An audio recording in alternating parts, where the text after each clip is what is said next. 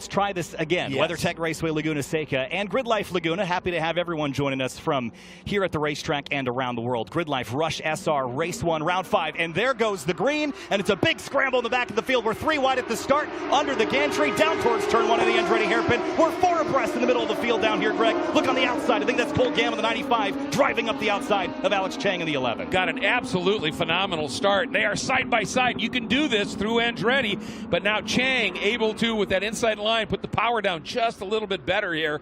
But up front, the Stig is easing away up front, and it's great to have him here. He does a lot of the testing and development for these cars. It's a great reference point for all of these drivers to be able to look at it and go, well, he can do it. What's he doing? What can I learn here? The Stig is actually showing P13 oh, wow. there. Exactly. That back. Chang so that up is front. Chang, yeah. And then Forsberg is slid into second place there on the opening lap. Big dives mid-pack here into turn 5. It's a tricky corner to be offline. It's very lane sensitive down there. You have to get into the pocket there on the apex. Man, couple of cars so close down in turn 5. And that's what happens in turn 6. And again, they've expanded the runoff just a little bit. And thank goodness I didn't catch the number, but that was a wild ride. And kept the foot in it, got it out of the gravel, so we'll stay green for now. Down the corkscrew for the first time at speed in the Rush SR cars. And it's Chang, Forsberg, Gamma, and I think that's Radman behind. Schneider, actually, is that the 2? It is the 2 with Schneider. He's past Radman, who's in the blue, right behind.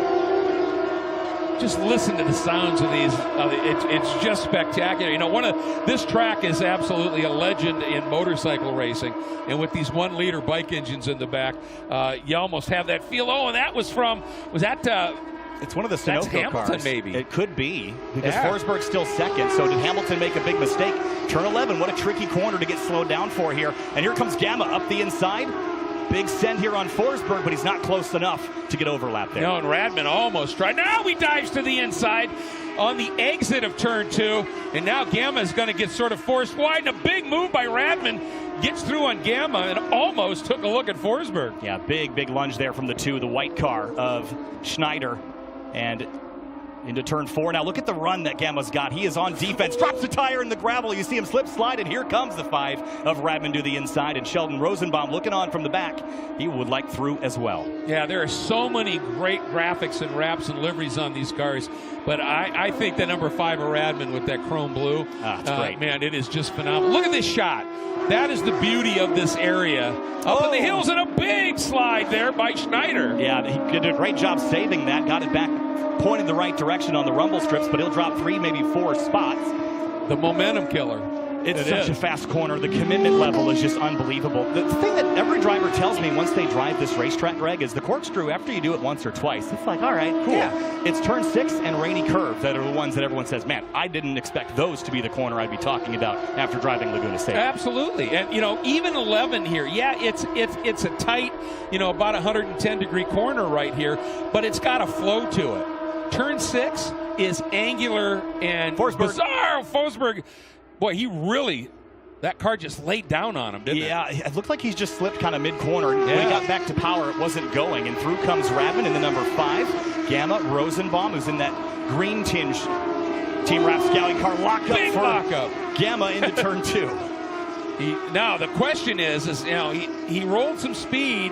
Is he going to be able to keep that inside? He just might be able to do it. But now he has to give it up. But the other big question is, what did he do to that tire? That was a long lockup. Yeah, it was a long lockup. It didn't look like it was smoking super heavily, and these races are short, so you just have to drive through it. But every time he goes to hit the brakes on these cars, no ABS, by the way, it's going to keep finding that flat spot and boom, boom, boom, boom, every time you hit the brake pedal. 3 wide into 5. Let's try that. Why not? And these cars are narrow enough. They made it, but you can see you get trapped on the outside there. You just lose momentum. It's the long way around 5, and now you're going to be a sitting duck here. And I'll tell you what, the Stig is coming up. He's 5th right now. Yeah, charging forward. He's gone past Forsberg and now is working over Rosenbaum in the 87. There's 4 Team Rapscallion cars, and Rosenbaum is one of them, so he's got Forsberg, his teammate, right off the nose. They drop through the corkscrew once again. Tompkins, Cooper, Melnick now the rest of the top 10. And oftentimes, don't be surprised if with a lap or 2 to go, the Stig doesn't duck into the pits, because he doesn't want to take points away, especially as we get later into the championship season. But this is like a high-speed testing run, data acquisition, the whole program as they continue to develop it right now. And the question, what's going to be interesting here is Forsberg's glued to him right now. Not that Chris needs a whole lot of learning, but see what he can do here. Meanwhile, Gamma, as you can see, they're under attack a little bit. Yeah, Gamma's got the Rush Stig right behind him. There's that driver you were just talking about. You see the purple line there. That signifies that the Rush Stig just ran the best lap of the race, and he's going to take third place away from Gamma here at 4, unless Gamma can deny it to him. And Schneider sizes both of them up towards turn 4. Ooh, I thought Schneider might try and dive down the inside and go with the Stig there. Look at is that Forsberg making a run? Here he comes again. Man, he's on it today. And he's found so much confidence at Lime Rock. And how about his confidence on the brakes into 5? Ooh. And he's through. Beautiful pass. And the question now is, does he have that momentum up the hill? And you can see Gamma coming right after him. I don't think Gamma's going to be close enough to really try anything in this edge. Oh, hanging out on the edge like you're Tony Hawk. That was so cool. Right in the gravel trap there. Dropping a tire in the dirt. But he keeps the car straight. And now he's under fire, I think, from Rosenbaum. Slide. Rosenbaum's through. So is Tompkins in the 25. Yeah, that just really got Gamma way off of the rhythm. And that's what can happen here. It just happens that quickly. We have a full course caution. And the other thing is, up until this happened, Radman looked like he was closing a little bit on Chang. And now, of course, with a full course, the pace car will come out and the field will get totally bunched up. But wow, what a fascinating race early. And Gamma has to be mega frustrated. This was a revolving door in the top 5. We'll say that. Really the whole top 10 you see there now at the exit of the Andretti hairpin, right off straight. And you see the lines, the tire marks that just lead straight off into the gravel there. So he has found his way to the tire bundles, and that's why we're under full course yellow here now with just a few minutes remaining. We had that late start, so this race is going to be shortened a little. Remember, we can't delay the races. We can't extend the races because of all the rest of the action we've got this afternoon, but the double yellows are waving with Alex Chang out front. Now, I'm sure he would like to win this race, even behind the safety car, because of how close he got back at Road America a couple months ago. Yeah, and look at Radman on the lap when that caution came out. He actually took away fast lap, so he was definitely closing, showing some speed as we got into it here. And I didn't catch which car that was that went off, but if you're a relatively new driver and you haven't done a lot of driving and just sort of understand the physics and dynamics a little bit, and you have an off like that and you're just barreling into a tight hairpin and you lock the brakes or whatever, if you're not experienced, oftentimes you just keep that brake pedal absolutely pounded. And that stops you from being able to steer at all when those tires lock up. And it's with some experience that you learn, come off that brake just a little bit and gently start to feed in a little bit of input into the steering wheel, and you might be able to arc through and not end up in the barrier or stuck in the gravel trap. I think it's Nate Hamilton. Judging by the timing and scoring, he's down a couple of laps. He certainly has some experience, so maybe it was something else in his case. I don't think it would be. Well, we saw that car on the initial start, or I guess the first lap through, had an issue in turn 11. So I wonder if there was something going on that then potentially got worse. But typically at Lime Rock, he was right up with Chris Forsberg. They were battling back and forth. I talked to him yesterday at registration about their battles they had at Lime Rock and how excited they were to race each other. And they both come from a drifting background, and they both wanted to take on this challenge of grip racing wheel to wheel. Hamilton beat Forsberg to it by a couple of rounds, but I think, were the lights off on that pace car? They sure did look like that. And it looks like Rosenbaum is also driving one of the for the same team as Hamilton and Forsberg. Yes, team captain there of Team Rapscallion. Yep. And then Brian Tompkins in the 25 sits 7th. In the 8th, now the recovering Cole Gamma. In 9th is the number 39, and that is Mitchell Cooper. And then in the 10th spot is the number 53 of Kyle Melnick.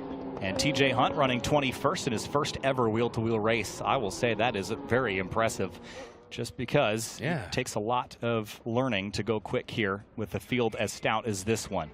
We will pass by the start gantry here. I didn't see a white flag displayed, so we'll stay under full course at least for one more lap. And the top 10 runners there on the left-hand side of the screen. We didn't document a whole lot of the challenges that were happening in the background there, but there were some drivers like Byerly that dropped down the order quite a ways. Line to start here. Yeah, and Vocal has put on a really nice race here. He's up 12 spots from where he started. Sits in 11th right now. And Vocal was eyeballing this series for a long time, right? I think it was actually last year here. He asked me about, what can I learn about this Rush SR series? I've been doing this time attack thing for some time, but I kind of want to get into racing. I don't necessarily want to build my own car. I've already done the building the car thing for time attack. So this was a way for him to get into a race car without having to build something. They start around $40,000, by the way, which, full kit race car for $40,000 is a heck of a deal nowadays. That's extraordinary. It so really is. He wanted to give it a try, and I think he's got eyes set on potentially doing much more of it, potentially a full season worth next year. Well, and that's the magic of these cars. You've seen now, folks, this is your first experience with them. These things fly. I mean, we're lapping around here, fast lap of 136.1. That's moving. And in a car, like you said, at 40 grand, you crawl in and start it up and race it. It's that, that cool. And you get yourself aligned with a team that'll do the transport, or you can do it yourself if you want. But obviously, if you can get associated with the team, so you've got multiple data to be able to look at, you can get into this be doing some serious racing with an extremely minimal investment comparatively to most everything else. You can fit about 4 of them in a standard garage too, so they're pretty efficient and on site. Yeah, that's the other thing too, right? That's the upside. So there's lots of upsides. The consumables are way less because the car is lighter and smaller. So there's a lot going for it. And the competition is so fierce. This is the second time this season we've had a field nearing or above 40 cars. I mean, what an incredible debut first season for Rush SR in their national championship. The car's been around a couple of years, but it's the first full year of having them on board, and it has been a fan favorite. It has been. And they're developing an upgrade car that when it comes out should be just as one of my favorite phrases is stupid fast. Yeah, so that's the Rush SRX, which is the new car that's coming next season. Pace car's off. Let's get at least one more lap in. We'll see if we get a white and a green here. Coming to the start-finish line, Chang has the lead. Green flag. We're back underway. Looks like just a green to me, Greg. We might get 2 to go. 3 wide for second place. On the inside, it's the Rush Dig. Radman's in the center, and here comes Schneider to the outside of the 2 car. Working that outside, and then watch Forsberg. He went down to the inside, and he may have just snuck through. See if he's going to be able to make that stick right now as they come out of 2, and they're still side by side. What a great move there by Forsberg, but he stays P5 for now. Schneider was the big mover there on the restart. Chang washes out up under the rumble strips. There goes Radman. He drops the tire in the dirt. Forsberg follows into 4. Yeah, you're right. That was an amazing pass, and Schneider went from 4th to 2nd on that restart, and he's got some pace. Radman has slipped to 4th, but Radman was really, really quick. So we'll see how that plays out. Tight quarters into 5 there. That's such a single file corner. You can't really get grip. You see cars washing out if they're not in the rubbered in line. And then into 6. This is the most lane sensitive corner in the country, I think. If you're offline, you will be in the gravel on corner exit. Oh, and a big slide there by Forsberg. The car stopped on the left there on the run up the hill, so no passing in this sector.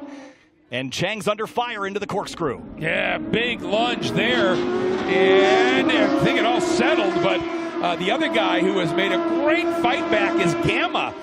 Right now, he is up into the 6th spot. You consider where he was when he had that problem.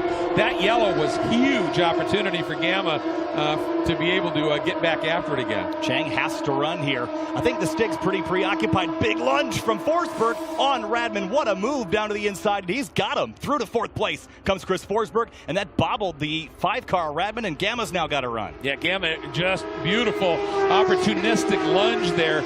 Jumps on it now. Is Radman going to try and run the outside, or is he going to do the wide in and cut down underneath? Oh, lock up. Trouble Forsberg place. Got into Schneider. Oh, trouble again. And it's his teammate, Rosenbaum, that clobbers the 2-car at the Andretti hairpin.